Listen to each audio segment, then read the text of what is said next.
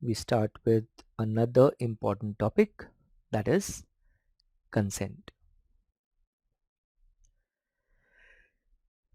Consent is given in section 13 of the Indian Contract Act. Section 13 of the Indian Contract Act, it talks about consent. What is consent? Consent is a kind of voluntary agreement. It is a kind of a understanding. It is a voluntary agreement or permission. Technically speaking, we say consent is when two or more people they agree to the same thing in the same sense. When two or more people they agree to the same thing in the same sense, we say it is consent is a voluntary agreement. Consent can broadly be divided into two main types. There can be express consent and there can be implied consent, express and implied. Express consent is when you are expressing your consent. It can be of two more types, verbal and written. Verbal express consent, that is given verbally. Written express consent, that is given in writing. And what is implied consent? Implied consent is a consent given by gestures or actions. Whenever consent is given by specific gestures or specific actions, we call it implied consent, gestures or actions. Like for example, suppose I'm sitting in a clinic, a patient comes to me, sits across the table, keeps his hands on the table and starts telling me his problems. After listening to my patient, I tell to my patient, I want to palpate your pulse. After saying this, I simply move across the table, I catch hold of the hand of my patient for palpating his pulse. Is there an implied consent in this scenario? Can I say that because the patient has come to me, there is an implied consent for pulse palpation? No. Understand, implied consent is given by specific gestures. I tell to my patient, I want to palpate your pulse. After that, my patient nods his head in agreement. Then there is an implied consent. A specific gesture is there. He moves his hand forward. Then that is implied consent. A specific gesture or a specific action needs to be there. Out of these three, verbal, written and implied, which is valid in the court of law? All the three. All the three are valid in the court of law. You have verbal, you have written, or you have implied, does not matter.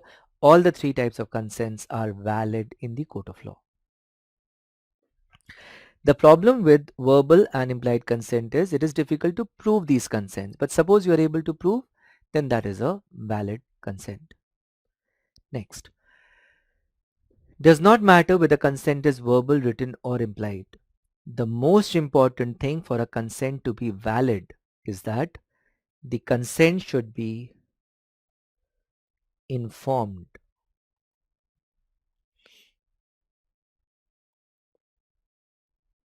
Consent needs to be informed. Informed consent means you are making a full disclosure to your patient. You're telling everything to your patient and then you are taking consent. You call that informed consent. You are making a full disclosure. You want to perform a surgery, you will tell what surgery you're going to perform, what are the effects, side effects of that procedure, what are the alternate treatments which are available, what are the effects, side effects of those alternate treatments. You will tell everything to the patient and then you will take consent. That consent is termed as informed consent. There is a full disclosure that needs to be made to the patient. This is again the general rule. Sometimes a doctor does not disclose everything to the patient knowingly. Sometimes a doctor withholds certain information from the patient. That is termed as therapeutic privilege. Doctor is not disclosing everything to his patient. He is withholding certain information. That is known as therapeutic privilege. Now please understand, this information that the doctor is withholding, it should not be material information. It should not be the information which will make the patient make or break a particular thing, a particular decision. Right? It should not be a crucial piece of information where a patient may decide a totally different course of action or totally different uh, procedure. Right? It has to be a minor information that can be withheld, not a major life-changing information. That should not be withheld from the patient. Like for example, suppose the patient has already had a heart attack 4 times in the past. Now fifth time he has been admitted to your CCU. Very critical. If you go and tell to this patient that, sir, you're going to die, you're very critical, I don't know whether you'll be able to survive the night or not, then just by listening to this, it is possible that your patient may die. You never tell this to your patient. Rather, what you tell is, don't worry, sir, I am on night duty. Even if the god of death will come, I will fight that god of death and I will protect you just like Savitri did with her husband. Therapeutic privilege. You are not telling something to your patient. Please remember, whatever you are not telling, that fact should be documented in your case sheet. It is important that you document it, right? Because at a later time, it is always possible that the patient may say that if the doctor would have said that I am so critical, I would have changed my doctor. I would have taken some other course of action. To avoid that, it is always advisable, document whatever information you are withholding from the patient. Therapeutic privilege. Ideally, you should tell everything to the patient and then you should take consent. It is possible you tell everything to the patient but the patient refuses to give consent. Possible? Very much possible. What do you call that? You call that informed refusal. You have told everything to your patient but the patient refuses to consent. That is informed refusal. Understand that the patient has a right to refuse treatment. It is not necessary that the patient needs to follow your advice. It is not necessary that the patient needs to follow your treatment. The patient has a right to choose a doctor. Patient has a right to choose a treatment. Probably you would have heard of the word LAMA, leave against medical advice. There is a patient who may be critical, whom you feel should not go back home, but the patient feels that he no longer wants your services. The patient wants to go home. That patient is not discharged. He is sent LAMA, leave against medical advice. It is a kind of informed refusal where the patient refuses to take your treatment. Next. Sometimes in our hospitals, we take what is known as blanket consent. Blanket consent means you are taking consent for everything together. For everything you take consent together, that is blanket consent. Is it a valid consent, blanket consent? No. Please remember, blanket consent is an invalid consent. It is not a valid consent as far as law is concerned. Consent should be specific to a particular procedure. If you want to do appendicectomy, the consent should be taken specifically for appendicectomy. It should not be taken for general surgery, right? So remember, blanket consent, that is a consent taken for everything, is not valid. A consent needs to be specific to the investigation or to the procedure that you're going to do.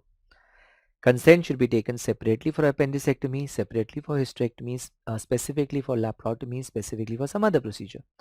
Just taking a consent for surgery and thinking that I've taken consent for surgery, that blanket includes every surgery, not done, not allowed, not valid. Next, why do we need consent? Since you have been going towards, people are hell-bent after you to take consent, to inform your patient, to tell everything to the patient, to get the patient to sign something, some document. Why consent? Why is it so important to us? It is important because even if you touch a patient without the patient's consent, the patient will file an allegation of assault against you, and you would be punished under section 351 IPC. We need to take consent because you cannot even touch a patient without the patient's consent. That amounts to assault. Right? You require consent in every scenario except if it is an emergency. This is the most important scenario where even if consent is not available, you can still treat your patient, except in an emergency. In an emergency, you are protected by section 92 IPC.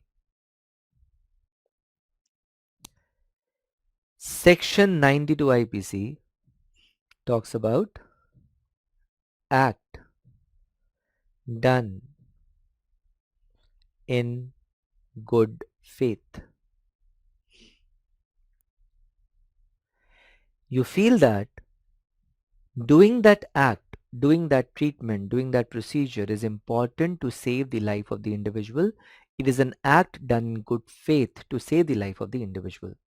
That act is exempted from this allegation of assault. In an emergency, if you do something even when consent is not available, you will be protected by section 92 IPC. This section is referred to as doctrine of anticipation. Doctrine of anticipation. In an emergency, you are anticipating complications. Now, because you are anticipating complications, you go ahead, you try to treat your patient even when consent is not available. And that is doctrine of anticipation, section 92 IPC. You will be protected in section 92 IPC. The patient will not be able to file a case of assault against you. Now, understand what is an emergency. Just saying something an emergency does not make it an emergency. For us to say it is an emergency, two things need to be fulfilled. First, some life-saving treatment needs to be done. Some life-saving treatment needs to be done. The patient will die if you do not treat that individual. Life-saving treatment has to be done. Second, consent cannot be obtained. Consent cannot be obtained without unreasonable delay. Consent cannot be obtained without unreasonable delay. Only if both the conditions are being fulfilled, we say it is an emergency, and only then you are protected by section 92 IPC. So, suppose case of road traffic accident, head injury, intracranial bleed, patient goes into coma. This comatose patient is brought to your hospital. Patient is having intracranial bleed means some life-saving treatment needs to be done. Patient is in coma means consent cannot be obtained. Now suppose You take out the telephone, the mobile phone of this individual and start calling different numbers. None of them respond. Till how much time that till how much time can you wait for these numbers, these relatives to call you back? They call you back. It's possible they may call you back in 1 minute. It's possible they may not call you back even after 1 week. There has to be a certain time till which we can actually wait for that call back. That certain time is the time when the patient is stable, when the patient is not deteriorating. As soon as the patient begins to deteriorate, that delay becomes unreasonable. You cannot wait any further. That deterioration may come in 1 minute, it may come in 1 hour, it may come in 1 day. We do not know that. Some life-saving treatment has to be done. Patient cannot consent. Relatives are not available to consent. Consent cannot be obtained without unreasonable delay. Both the conditions are being fulfilled. It becomes an emergency. Because it is an emergency, you treat a patient, you operate upon the patient, you try to save the life of the individual. After surgery, the relatives of that patient or the patient himself cannot say that the doctor did not take my consent to operate, therefore now the doctor should be punished for assault. They cannot say that. You are protected under section 92 IPC. It was an act done in good faith. Suppose, second scenario, case of road traffic accident, crush injury both bones right leg, patient bleeding profusely, patient conscious oriented. Brought to your hospital, you are a first year resident, you go to take consent for amputation of limb. Patient looks at you and says, sir, you are very young. I need an old doctor, a grey-haired doctor to treat me. You are very young, you're not supposed to touch me, you're not supposed to treat me.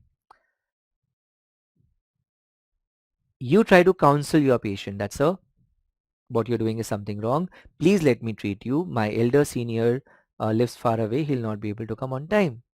But the patient says, no, sir, I have told you already. I want treatment with a senior doctor only. Next, what will you do? Will you treat that patient or not? Patient is very critical. He's bleeding profusely. He will die unless operated upon.